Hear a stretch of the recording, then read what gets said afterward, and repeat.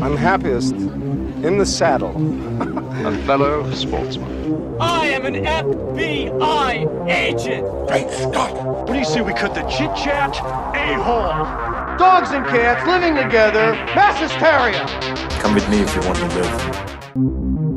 Hello, and welcome to Retro Ramble.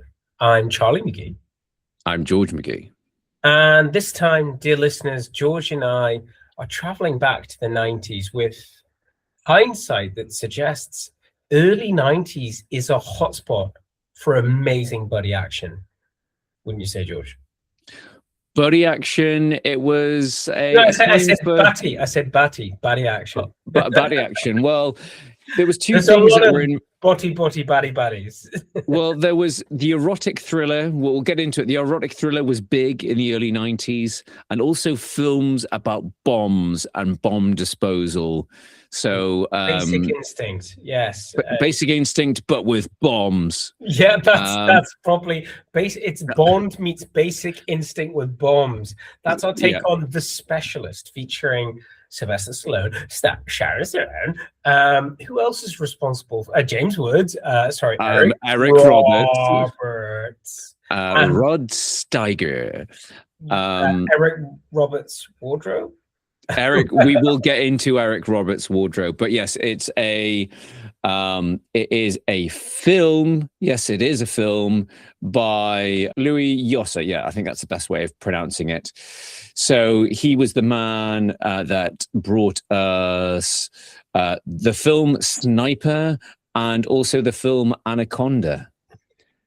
Is that the one with Angelina Jolie? What's it? J-Lo. Jennifer Lopez. J-Lo and John Voight looking at J-Lo in the What Has Become of Me. Yes, the original classic Anaconda. So yes, we're going to be talking all things sexy, bombs, Stallone, all the works of this mid-90s classic, ? Can I just take a break and look at the camera? Sometimes. No, Charlie, we're getting too ahead of ourselves. We need to get into the trailer and do housekeeping. So okay, rein it in. Sorry, I was going all over the Retro Ramble rants. Sorry, I apologize. Already. So if you haven't listened to Retro Ramble before, we are an independent film podcast. Charlie and I are brothers. And the purpose of this podcast is we go back and revisit the films of our youth. We look into the production stories, so how the films came together, any behind-the-scenes trivia, and then look at, do these films still hold up today? Have they been remade? Have they been spun off into a series, etc.? So it's a light-hearted look back at these films. We aim to entertain. There might be some shoddy impressions, some childish humor, or even some mild sweary language. But yes, ultimately, we hope you can enjoy reminiscing along with us. I don't think it's going to be too many, impressions of Stallone, because it's really hard to do a good impression of Stallone and be understood. That's the trade-off. That's true. We'll probably just do more James Woods rant. I've got some James Woods in me tonight, I think. Sorry, that sounded weird. Sorry. Okay, so moving swiftly on, George, have you got a trailer ready? I do have a trailer, and it's a goodie. It's a good mid-90s trailer, and I want you to we'll guess the soundtrack samples in the trailer. Oh my God, it's going to be from another film. I just know it. I just know it. Okay, hit the trailer, buddy. Well, let's hit it.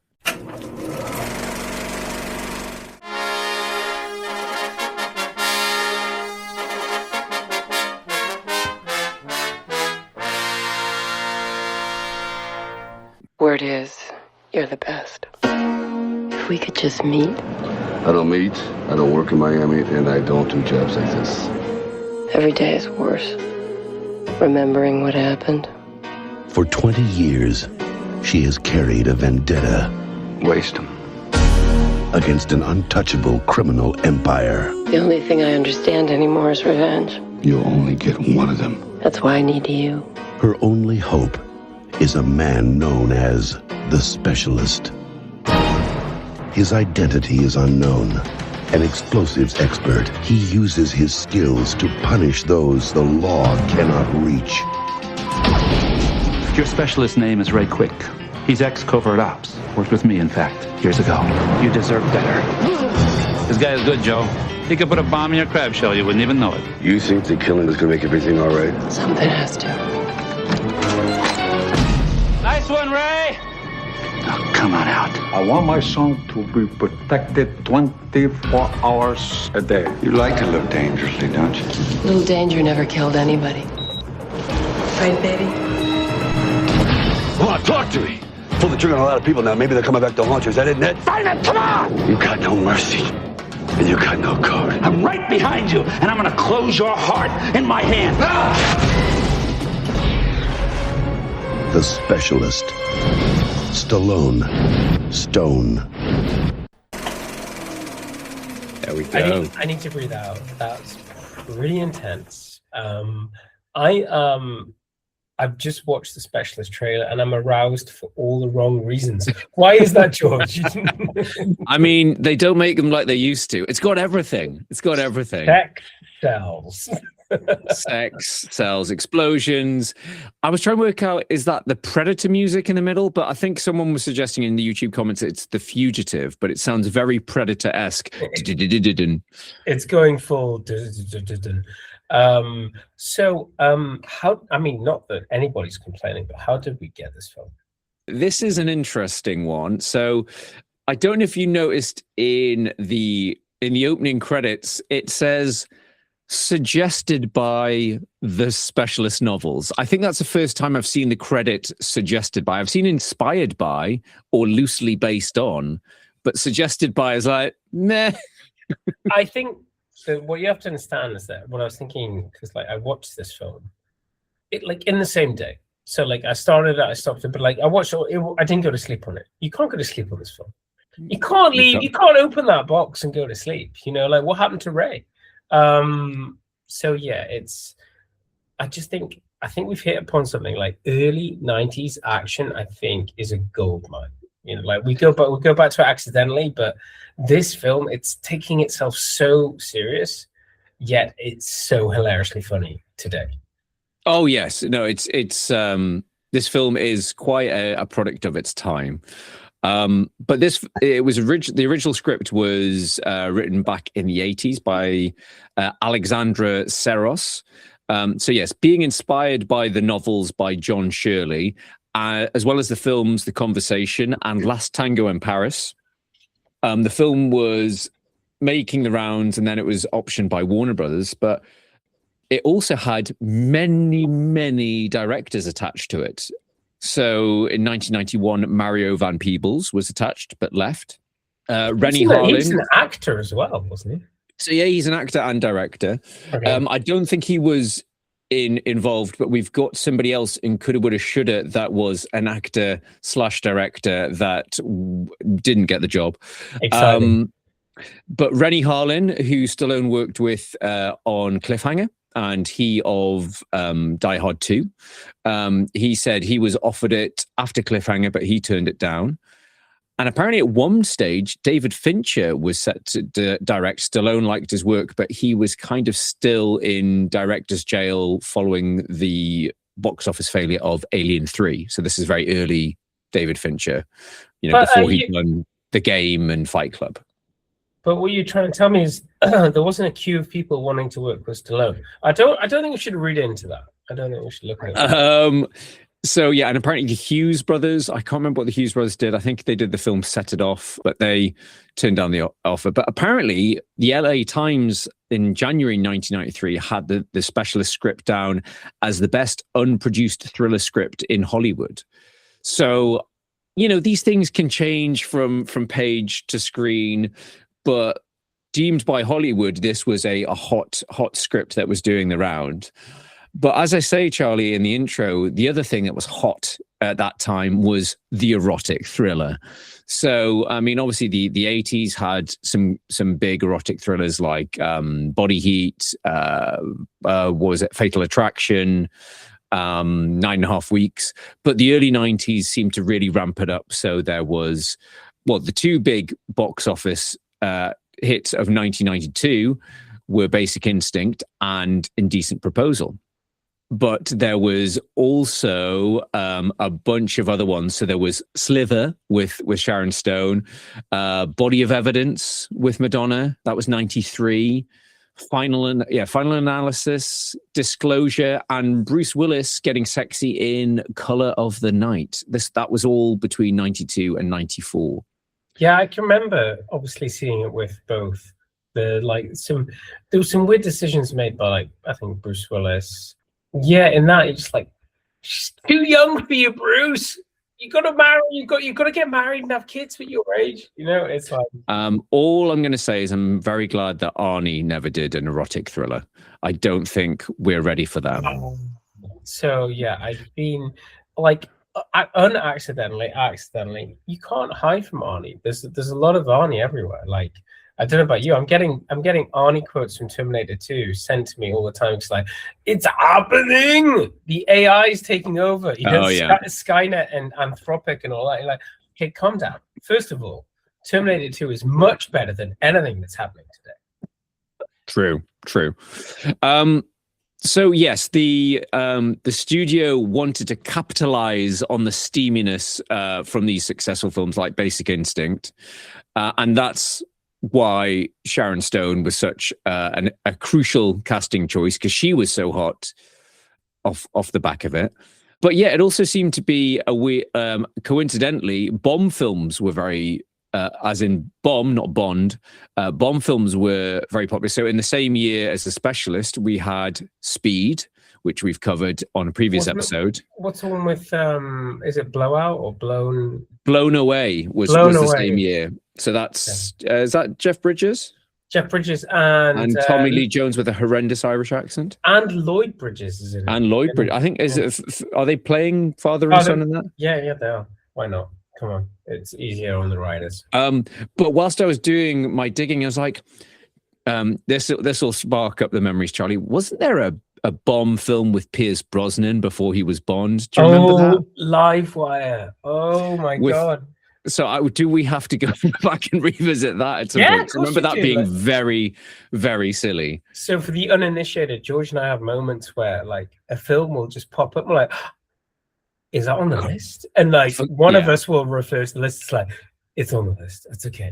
It's not on the list. Get it on the list. So fear not, listeners. We are some ways away from running out of films. Oh yes, even the lesser known or lesser seen ones.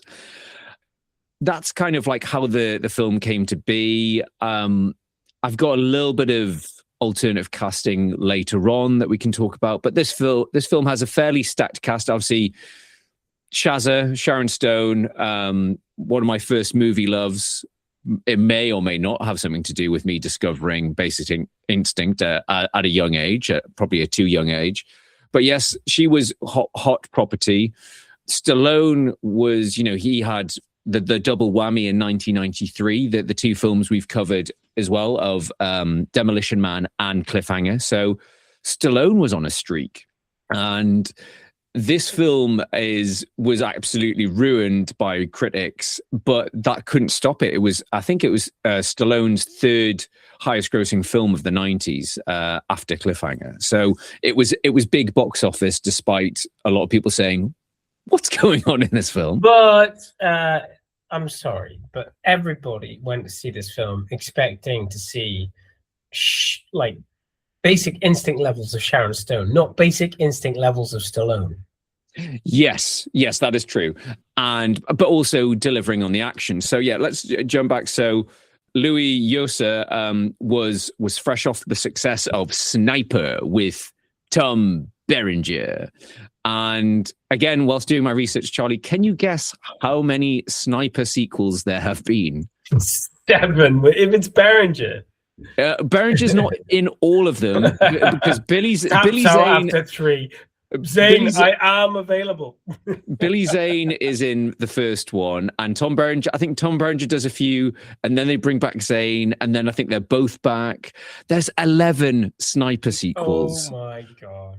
But let's save that for another podcast. Tonight's not about Sniper. It's not about Tom Berenger or Sniper, but yeah, so Louis Yosa was more of an action fan, and I think in this it has got some good action set pieces.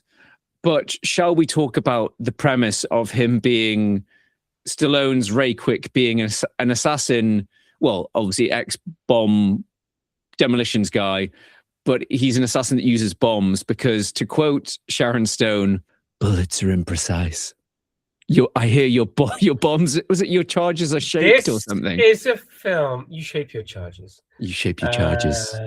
So this is a film where we're not only asked to suspend belief, but so bombs are more accurate than bullets. Really?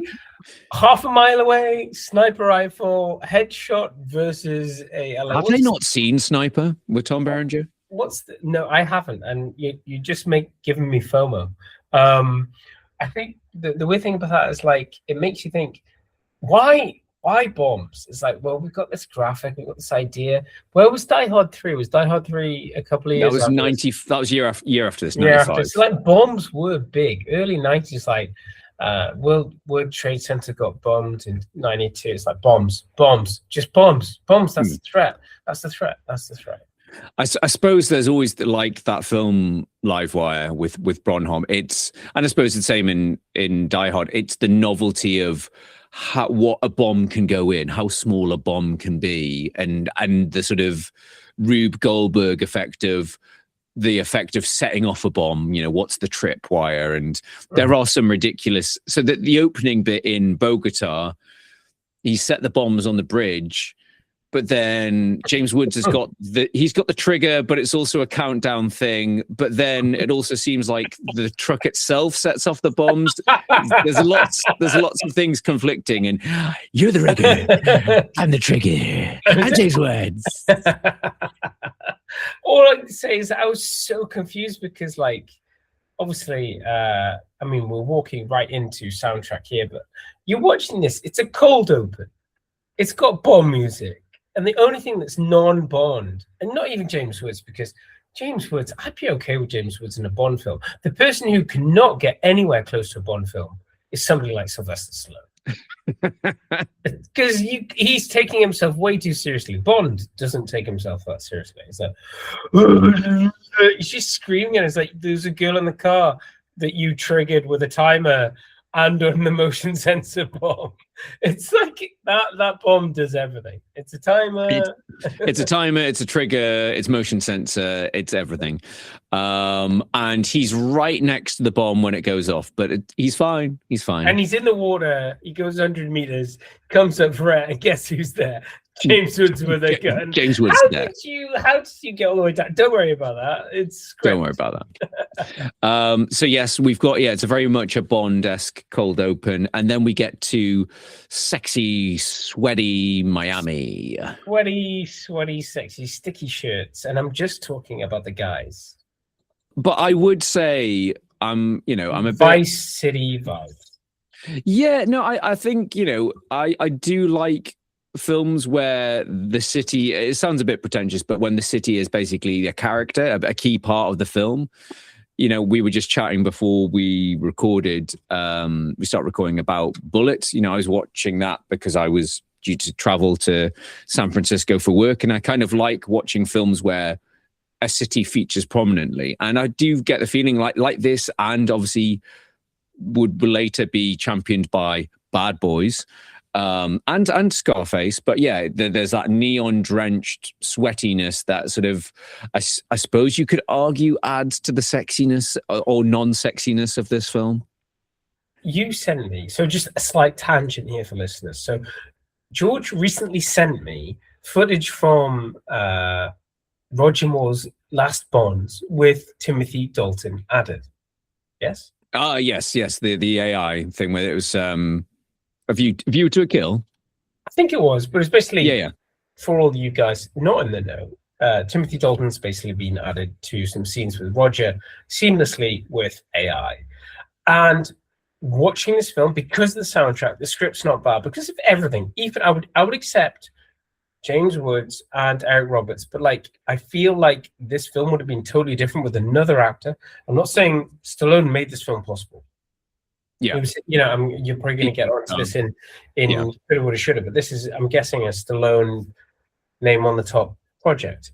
So he made this film happen, but everything else in this film feels like another actor probably would have gelled with it better than Stallone. And we did love Stallone growing up, but like this type of film, it's hard to take him seriously. Well, it's an odd, considering the obviously key part of this is the chemistry and the sexiness between the two leads, and they're having this very drawn out phone sex, sort of phone chat. Phone sex was also big back then, I guess. Yeah, and he's recording and listening back on what is it, Charlie? What is it? A mini disc player? Is it a Palm Pilot? It's something that I want in my life. It's a gadget that I want. I'm gonna track it down and buy it for you if I can afford it, because it's probably a collector's item. But it is literally a Palm Pilot with a mini disc. In this film, we are led to believe, tricks of camera. He inserts he inserts a mini disc, and it appears to load data onto a Palm Pilot. It's way for the future if you're living in 1993. And they're meeting via chat rooms. Is that messages on chat boards or something like that? It's very much early internet. But yes, you've got this whole back and forth, sexy banter, and he's listening to her breathily talk about bombs and revenge, and he's doing sweaty Tai Chi. She's just dancing around in her pants. No, she's coming home and doing what every single other person does when they come home from a night out, is you get completely Billy Bollocks and you pick up the phone and call a stranger. It's what we all do. Whilst keeping your high heels on. Yeah. So yes, you've got this also, but he's, this loner that's removed himself from society because of his guilt and blah, blah, blah. But she's attracted to that. And it's like, again, Stallone, I don't want to meet. But she's just drawn to him. It's like, why are you drawn to him? He's really dull. So can we stop here? Because everybody watches this film, has all of these questions, but then the plot arrives with James Woods. It was me all along. So it's not that she's attracted. It's I was like, how is Trent working for the family? That it's too, and then you're like, it's all Trent's plan, because it's all Trent's plan.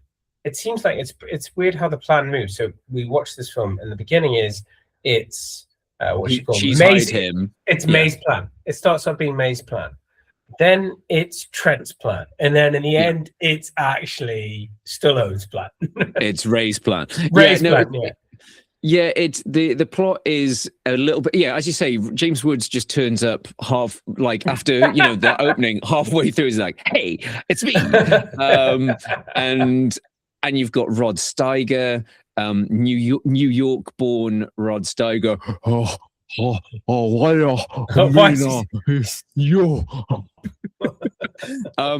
I'm just imagining sort of like him sort of basing it on Sean Connery's Untouchables sort of thing. It's sort of like Irish, Cuban. Yeah, it's fine. You're all the same.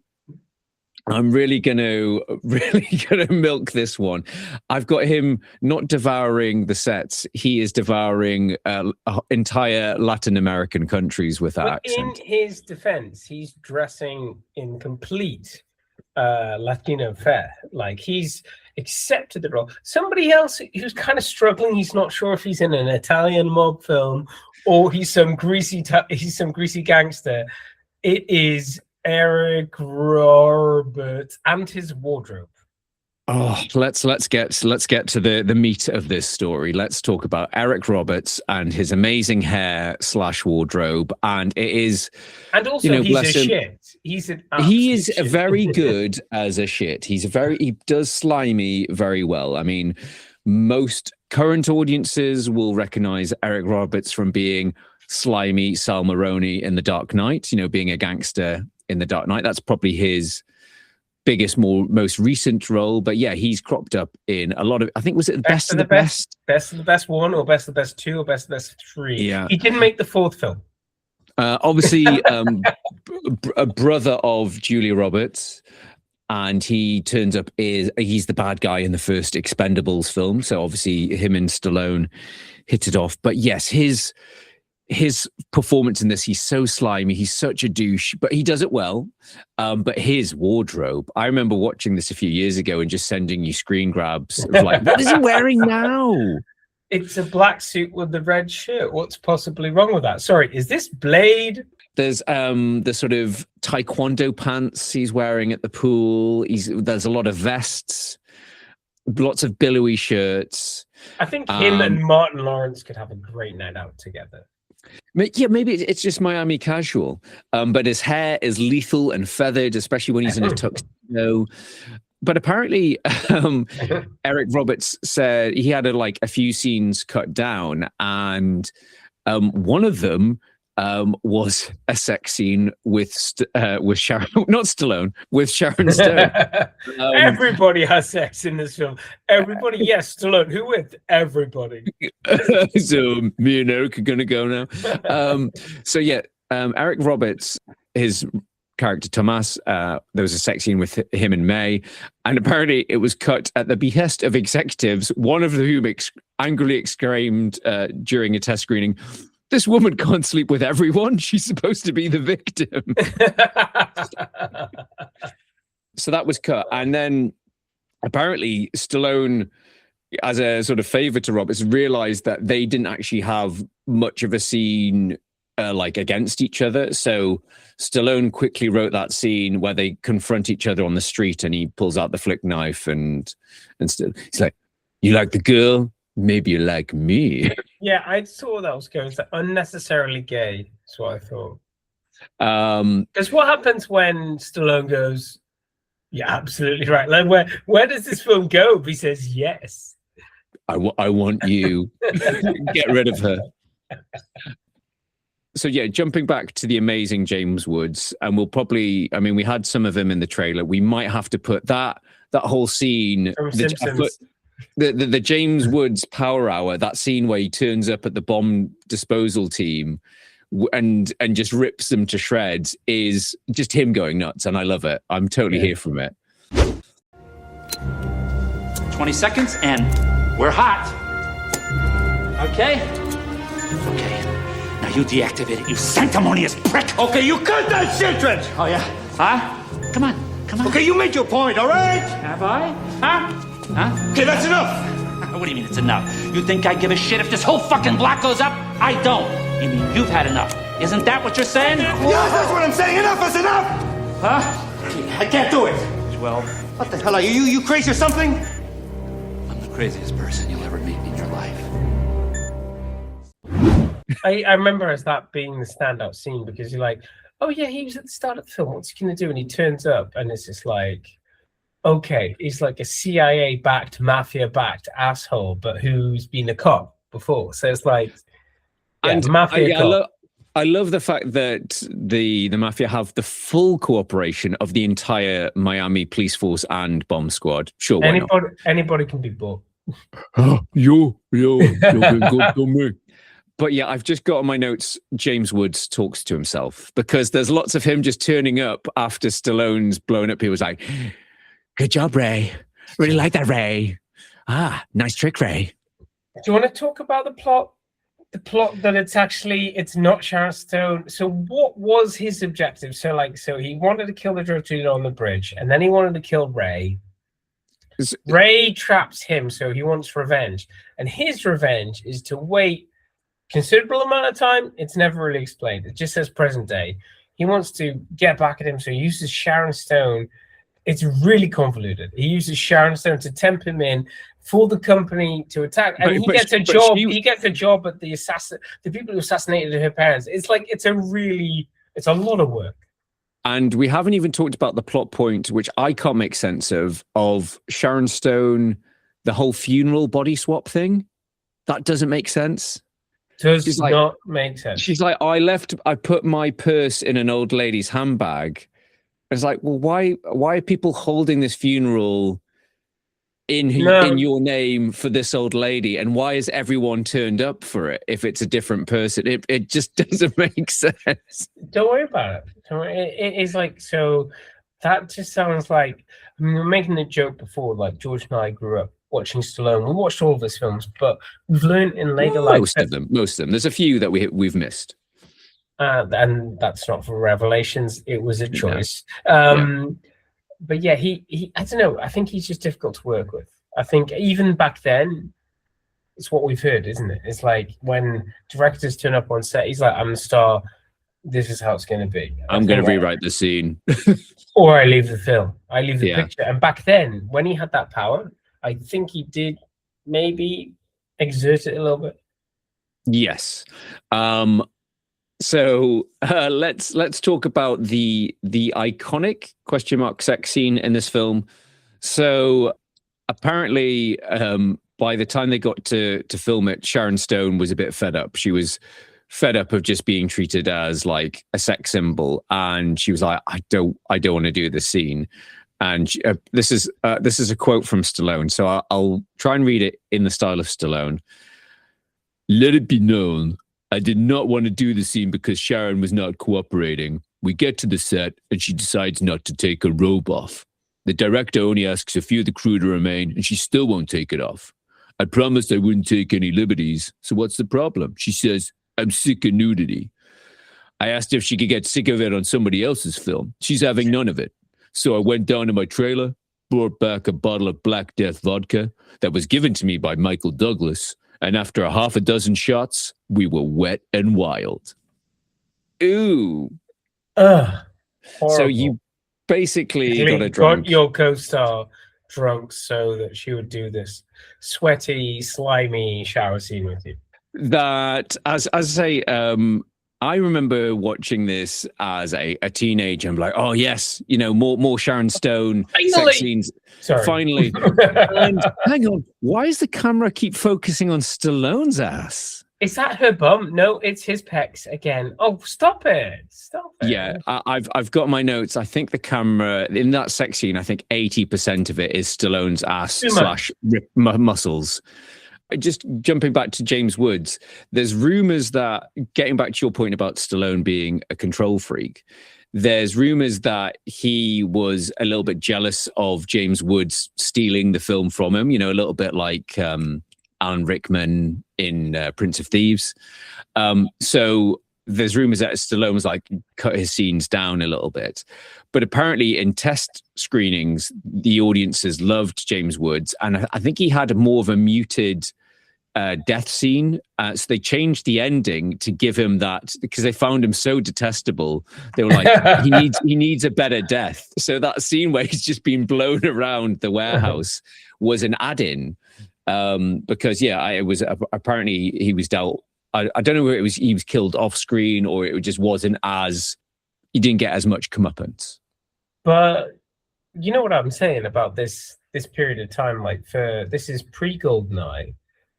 GoldenEye. We haven't talked about the soundtrack. So the reason we have mentioned it feels like a Bond film, but I joked with George and he's like, yeah, because it's John Barry. It's John Barry. So obviously the last John Barry Bond score was Living Daylights. So, and I said to Charlie, I was like, I reckon this is one of his last scores, but he did, John Barry, I think, carried on until the late 90s, maybe early noughties. Or making Bond tracks that weren't used. Yeah, this definitely feels like I've got some stuff. When do you need it? Next week. I've got some B-sides. But it is a fact. The score is far. I think the score and James very Woods. GoldenEye. I think that the score and James Woods are far too good for this movie, if we're being honest.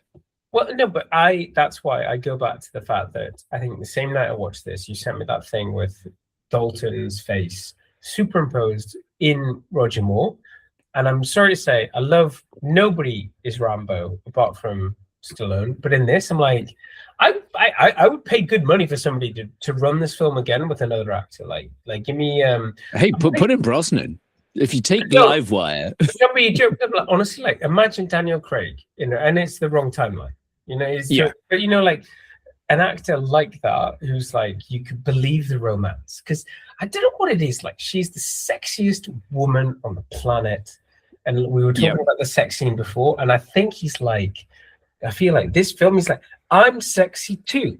I feel like the message of this film is Stallone trying to tell the world that he's as hot as Sharon Stone.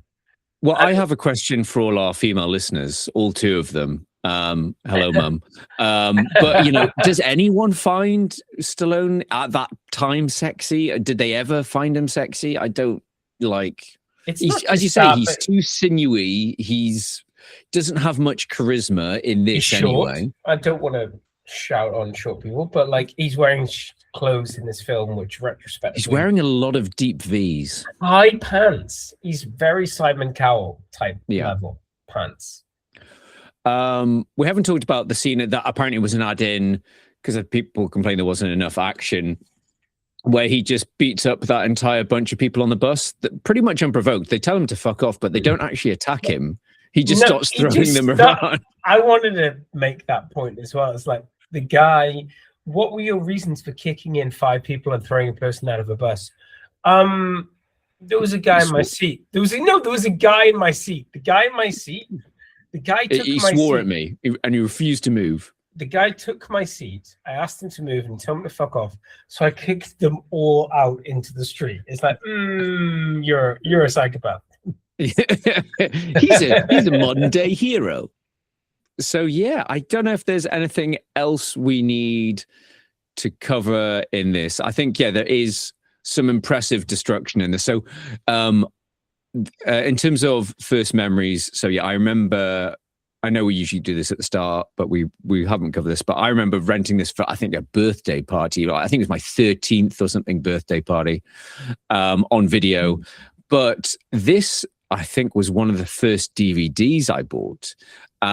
I'm saying it was to test out my subwoofer and speaker system for the explosions. You were John young, dumb. When I was young, dumb, and oh no, this isn't as sexy as I remember. And had a new DVD player. Yeah. Yeah. But the explosions were good on the subwoofer. But apparently they had real life demolition experts on hand and the rigging techniques are very, very authentic, but obviously the way they've changed sort of the chemistry of bombs on film. So I do like the teacup bomb. Teacup bomb. Yeah, it's like coffee cup bomb. Coffee cup bomb. What's that on the bottom of my coffee cup? It's a wire. What will happen? Don't worry about it. Just drink your coffee. Can you imagine being given and you lift up the cup and say beep beep beep? Is that okay? That's what I love in this. Most of the bombs, they have such a countdown, sort of but that means I have to be even the guy in the car park. It's like he's gone to the limits of hooking up to the ticketing system upon exit, rewiring that so that it has a countdown of 5 seconds, which in 93 would have meant basically replacing the entire system. It's nuts. It's like just for 5 second countdown. Why use a timer? Just blow it up. just kill him. Get him. Are we led to believe that Rod Steiger is killed with a bomb in a locket? Is that's how, because it's shaped his charges. He shapes his charges. He knows what he's doing. He's a maverick. Did we cover the mini disc bit? I don't think we did. We have covered the mini disc bit, but we teased them, but we didn't talk about the printed labels. We talked about how obsessed you were, but I don't know. It just feels like this film felt like it was the future, and that's why they went for mini discs. Well, and his automated. I mean, I like it. Ray's lair, the production design of the warehouse is quite cool. Yeah. The whole motion sensor thing is quite cool. And yes, we have to give it in a 3D space sort of type thing. So I think we've covered everything. Shall we get on to coulda, woulda, shoulda?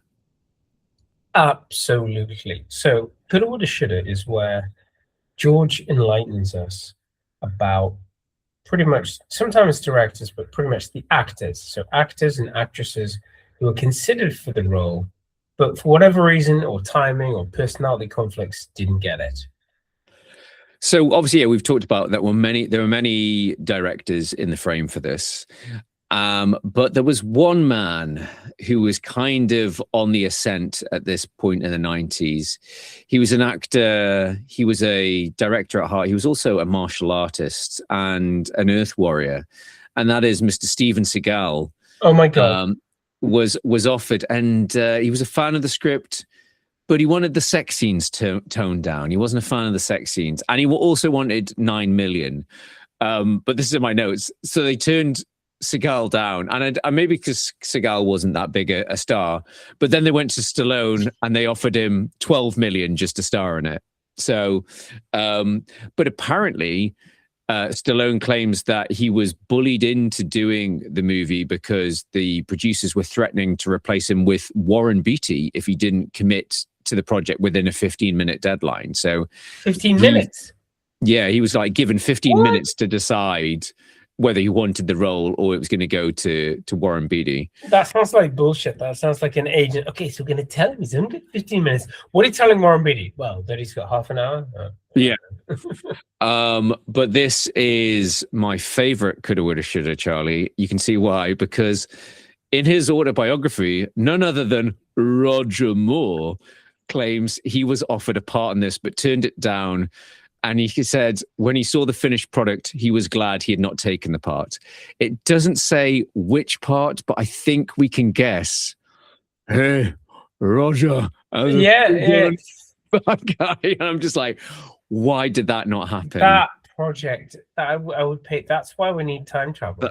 That's why we need, just make it AI. That's what someone AI put Roger Moore with a Cuban accent in The Specialist.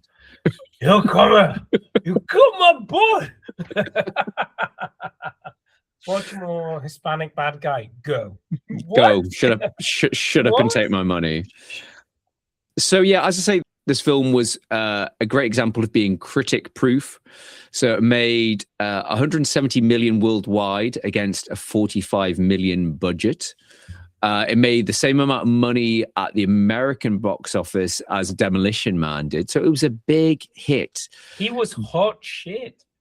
But it was also a big hit at the Razzie Awards, the Golden Raspberry Awards. So we obviously like to have a bit of fun about films and have a bit of jokes. But obviously Sylvester Stallone. We obviously realize, films are made by a village. They're made by a lot of people. It's a lot of hard work. But yes, the Razzies are the sort of the anti-Oscars. So the Razzie Awards nominate what they feel are the worst films and the worst performances. So The Specialist was nominated in 5 categories. Worst Picture, it was nominated. Stallone, Worst Actor, nominated. Poor Shazza, Sharon Stone was winner of the Worst Actress Award, bless her. Rod Steiger, Worst Supporting Actor, and they also won Worst Screens Couple, Stallone and Stone, but it was tied with Tom Cruise and Brad Pitt from Interview with the Vampire. They're supposed to be a couple, okay. Well, I mean, that's the whole thing. So yes, I think they and then in the John Wilson, the founder of the Golden Raspberry Awards, he did a book called The Official Razzie Movie Guide, and The Specialist is down under the 100 most enjoyably bad movies ever made. But also the other hit, because you've got the blasting, amazing Bond-esque John Barry soundtrack, but you may have noticed that Gloria Estefan features quite prominently at the end, and because the additional music was by her husband, Emilio Estefan Jr., and so Estefan's cover of Turn the Beat Around was #1 on the Billboard charts. So it was a big hit for Estefan. I can remember being like, seeing this film and then remembering this was a big song. But like, how it used to be back then, there was at least a 3 or 4 month delay by this point. And films were still coming out quite delayed. They were coming out in the US first. So, oh yeah, I remember that. That was the summer track, right? And it was like, okay. And then it would arrive from the UK. So, yes, but just to jump back. So originally, Charlie and I were struggling to choose which mid-90s Stallone feature would we cover. So we put it up to a vote. It was between this, The Specialist, and Judge Dredd. It was insanely close. I think there was literally 1 or 2 votes in it, but The Specialist won. However, due to the overwhelming demand for Judge Dredd, we are going to cover Judge Dredd later in the year. And I believe that is when the wheels really came off of Stallone's box office clout. And yeah, things after that sort of peak of 93, things started to dip. I expect Judge Dredd was... so there's a lot to discuss in Judge Dredd. It's got Rob Schneider on comedic sidekick duties. It's got Jean-Paul Gaultier costumes. There's a lot to discuss in that. There's Stallone really, going for acting style. So yes, we will probably tackle that some point over the summer, I believe. Yeah, and George, just to give, because we've got a few months to prep, but I want to know about that story that how comic book read our dad is, and he said to me when I said I'm going to see Judge Dredd, he's like, really? And he already read it. He's like, I read that he doesn't even he's taking his mask off for the whole film. I was like, yeah, and it's like, isn't the point of this character that he doesn't take his mask off? And it's like he'd obviously read it in the papers, that the big story about that film. So anyway, I think there's a lot to get into about Stallone, and he talks about Rocky, Rambo. Stallone's a big character for us, but a very interesting career. Very interesting. Yeah, he's had a very roller coaster career, I think. And both him and Arnie have had sort of ups and downs in the 90s, and then obviously towards the end of the 90s he had the quick blip of the amazing career high performance of Copland. That's another film that we've got on our list to cover because that has got an amazing cast. But then, yes, I think back in the noughties, early noughties, he's veering on sort of straight to DVD, straight to video type fare.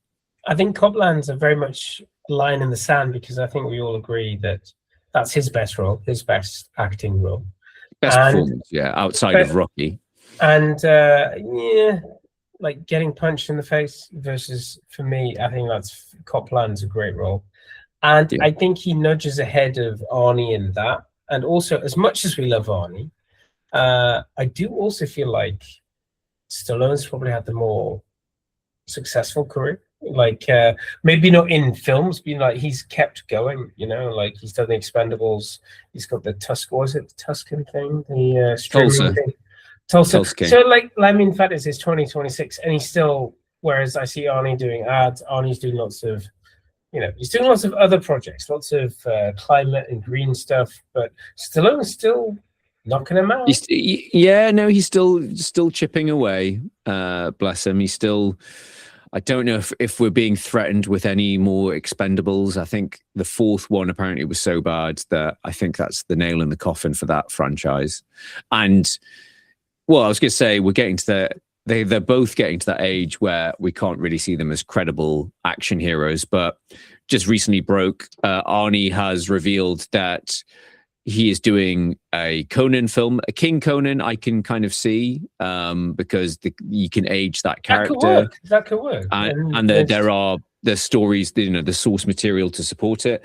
But he's also said he's looking at potential sequels for Commando, and there was something else. Oh, Predator. Yeah, he's in talks to somehow, after years of it was teased in the Killer of Killers that his character is still around, but whether that's in animated form.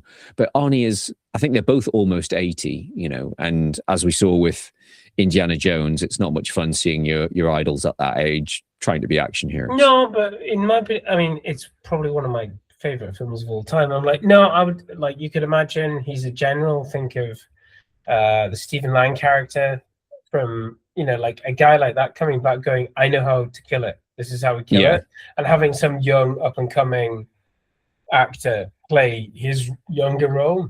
Put him in a mech suit. Exactly. And then he comes in a mech suit at the end. Yeah, you jumped ahead of me. Yeah, exactly.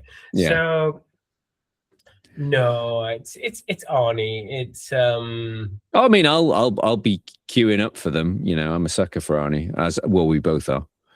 Excellent. So anything else before we sign off? Do we all I would say is if people are if you haven't seen this film, You can check it out. It's maybe worth watching over a couple of beers or a couple of strong drinks. I was watching this with a few strong tequilas, but it is an enjoyably bad movie. It is, but I'm sorry to label this at Stallone. That's my main takeaway from this film. It's like, I like the music. I think there's a sort of film noir thing going on before they meet. Yeah, like they're talking on the phone, and like I'm just thinking, I'm sorry, this could be a lot better. Yeah, this, like, if you could put Stallone in the Eric Roberts role, I think you've got a film. You keep James Woods where he is, and you put somebody else in the. What about Seagal? Actually, what I mean, it would be. I could see Sharon Stone having chemistry with Warren Beatty, but I imagine it's hard not to have chemistry with Warren Beatty. Yeah, but that's what I mean. I think that's the only thing this film misses is I would take Warren Beatty or Timothy Dalton or Pierce Brosnan, somebody like that. Yeah, but I think that's what's missing. I think Stallone's our action movie character. You put him in there, and he's like doing phone going. He looks like he's gonna fuck the phone. He looks like he's gonna eat the earpiece. He's all into like, oh, he's so intense. I'm just like, calm down. It's Sharon Stone. You're gonna bang her. Just calm down. He's like, he looks so menacing when he's gonna tear you apart. Tear you apart. Literally feel threatened by you, Stallone. So just jumping back and looking ahead, speaking of Conan, I have down on our list that we are going to be covering Conan the Barbarian next time on Retro Ramble. It's almost like you and the film studio agents like, is it time to do Conan again? There's no anniversary. It's just a coincidence, is it, George? It is a coincidence. It's one of the big Arnie films we have yet to cover. So yeah, we have to do annual Arnie. I haven't thought of alliteration for our annual Sly. But yes, still Stallone. Still Stallone. But yes, I thought, before we delve into the sort of lesser Arnie films, we need, Conan's a big one. So we need to cover that. And I think it's probably going to need some sort of homoerotic warning, because there's going to be a lot of talk about sweaty muscles and how young Arnie is. Wow, he's so young. He's so buff. This is young Arnie. So I look forward to that. Wonderful. Okay. All right. Well, just a shout out to all our listeners and our patrons. Thank you for all your support, your comments. Thank you, obviously, to our patrons for their subscriptions and helping us keep the lights on. If you do enjoy Retro Ramble, please leave us a review on your podcast platform of choice, or even just recommend it to somebody that is like-minded, has the same sort of appreciation of 80s and 90s films. And if you do want to check out our Patreon channels, you will find there is an enormous amount of content. So we've been doing intermittent episodes, bonus episodes for some time now. So it's no matter how much content you want, there is a lot to go through. So be sure to check it out. It's patreon.com/retro ramble. And I've got nothing else. You got anything else? I'm going to call it a day, I think. No, I'm done. Okay, so for this episode, I've been Charlie McGee. I've been George McGee. And we will see you again next time. Bye-bye. Bye-bye.